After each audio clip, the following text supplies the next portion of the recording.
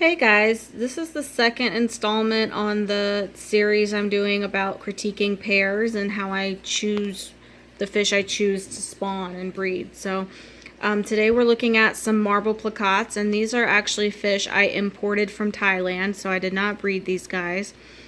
And these are show placats. So there's basically three types of placats when you're talking about IBC standards. There's show placats, which is what these guys are and what we'll be talking about. There's traditional placats, which are the older form that have slight differences to these guys. And then there's symmetrical placats, and those are sometimes called short fin half moons. And basically what those guys are placats that have completely symmetrical fins. So whereas other placats like these guys, their anal fins are long and usually slanted, a symmetrical plakat will have a rounded anal fin that's level with its other fins. So you can think of them kind of like a half moon, just with short fins. That's why it's called a short fin half moon. I can go into more detail explaining the difference between each of them, but that would require me having fish as an example, and I don't have any traditional placats right now. So we're just going to talk about the one type, which is show placats, which is what I'm going to be breeding here. So as I said, these guys are from Thailand. They are marble placats. This girl with the red and yellow or orange coloration is sometimes called a candy or a Nemo. There's a few different like trade terms for this one. There's different trade terms for this guy. This guy used to be called Monster, and then it was a fancy plakat, and then they've had a billion different names too. But by IBC terms, these are marbles, which means they have a variegated pattern on their body and on their fins with at least two or more colors that contrast one another.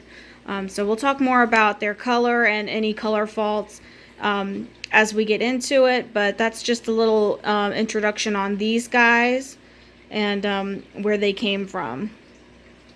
So as I said in the last video, I look at the standards, the IBC standards, when I pick my fish, or when I'm looking at my fish to breed. I want to see what their faults are, what their good things are, and that way going forward I know what I want to improve on and work on. And you don't have to breed to show in order to find the standards to be useful. Just having a general knowledge of what kind of the ideal fish looks like will help you improve your own fish even if you don't breed to show. And not only that, by breeding the best fish you can, it helps other people like me who are breeding to show have easier time accessing quality stock. So that's a little aside there. So anyway, as we said in the first video, the first thing you want to look at is the Chapter 5 General Standards. And this is mainly for long-finned fish, but it does have a list of faults, general faults that apply to all fish, whether they're placats or long fins, veil tails, whatever tail type they are. So you look at that first and you write down any faults they may have. And then you can go and look at the actual specific tail type standard, which for these guys is a show plakat. And that will go into more detail about what the actual fin type is supposed to look like and specific faults for that type and stuff like that. If you want to go one step even further, there's also standards for color and pattern. So we have Chapter 7 is special standards and colors and stuff. So you look at pattern bettas, and it goes, first it talks about butterflies, and then it moves on to marbles, and we'll look at that in a second. But so that's a general, like, step by step what I do. I look at the general faults first, Then I look at the tail type faults. And then at the last time, at very last, I look at color. One of the sayings that I've heard a lot as I was coming up as a betta breeder is build the house before you paint it.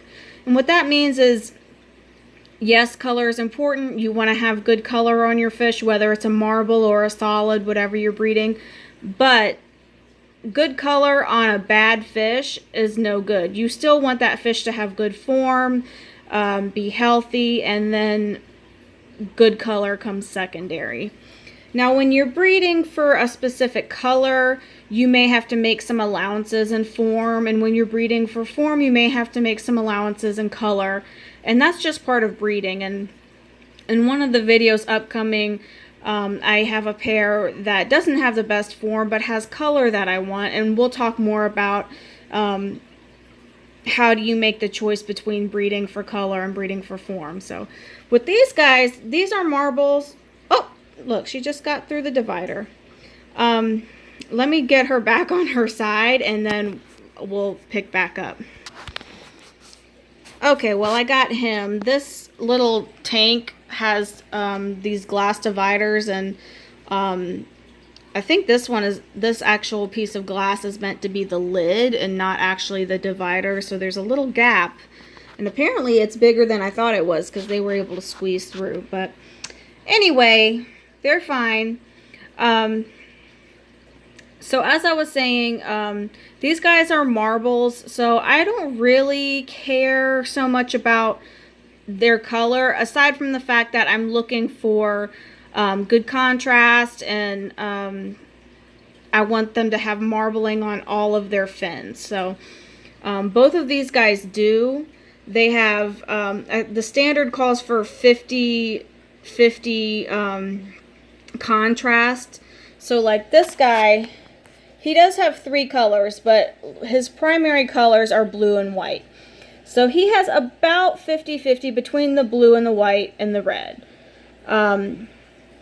He has marbling on all his fins. None of his fins have more than one color, or less than, let me start over. None of his fins are solid. They all have more than one color. So he's a good example of a marble. He has marbling on his body, has marbling on his fins.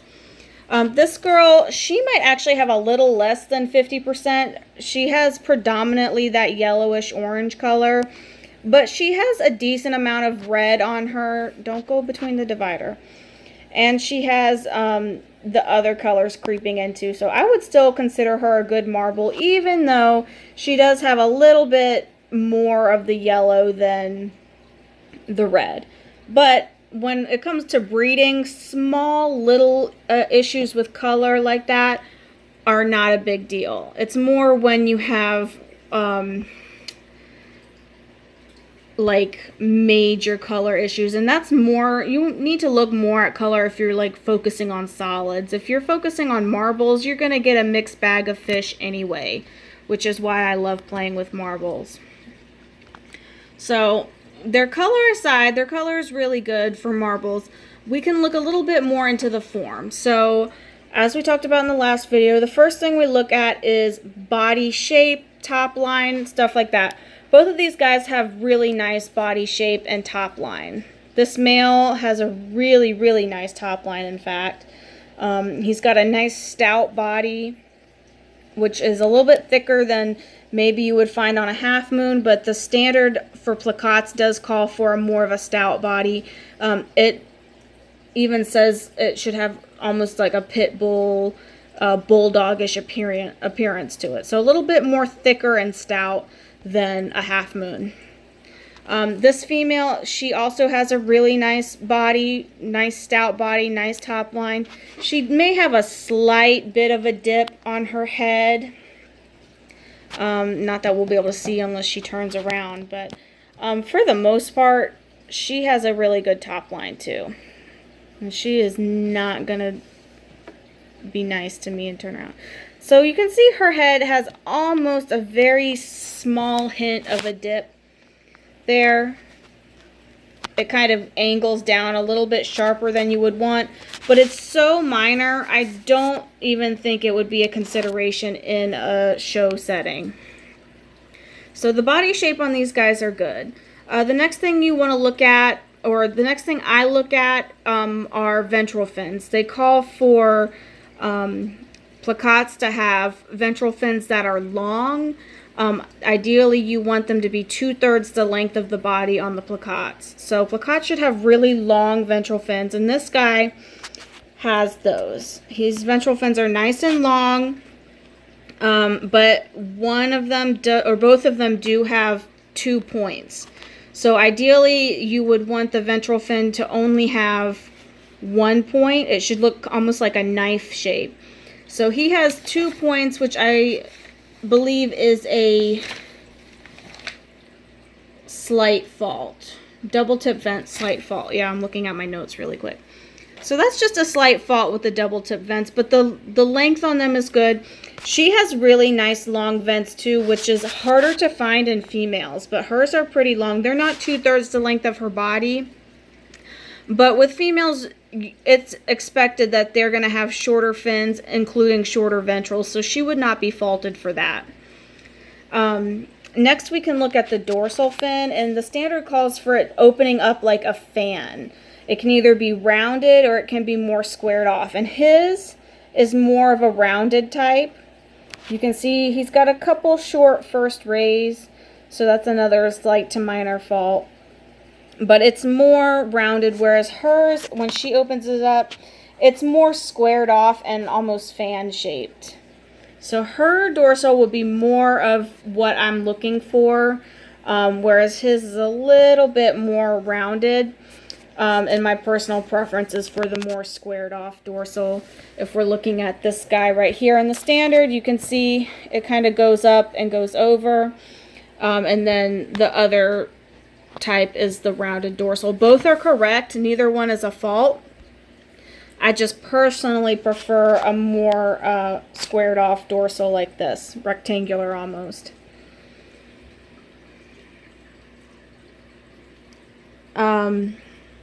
You also want the dorsals to have a little bit of branching in them, almost like a half moon.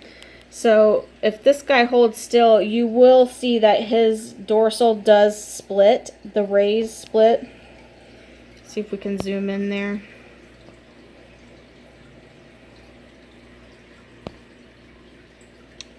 You can see there that the rays split. So that's something you also want to look for. Moving on to the caudal fin or the tail fin. In a show plakat, and this is the main difference between a show plakat and a traditional plakat. The show plakat, you want their caudal fin to look just like a half moon fin. So you want that D shape, you want the long outside edges, and you want 180-degree spread. So this guy, he has a really nice caudal fin. His outside edges are long. The very ends of his caudal edges are a bit round, so it's not quite that really crisp D shape, but it's just very slightly rounded, so it's not bad at all. Hers are actually a little bit more shorter and a little bit more round, so that's a minor fault. But she does have good branching. Her tail branches to 4 rays, which is what you want in a show plakat. You want 4 more rays, like a half moon. So both of them have decently good caudals for show plakat. Her rounded corners would be more of a fault. As I said, it's about a minor fault.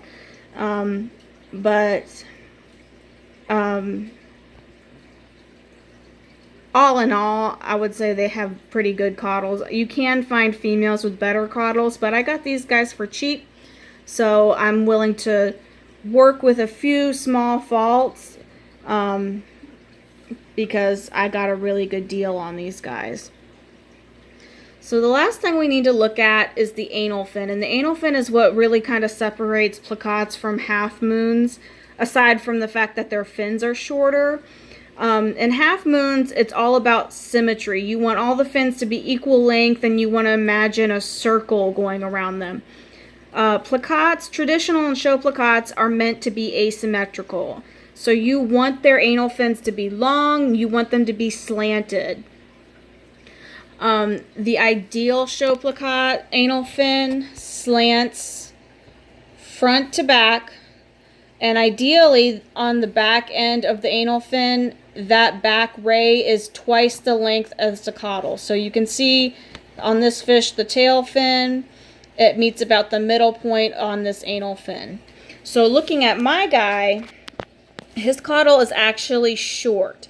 So it does come to a point, it is slanted, but it's not slanted enough.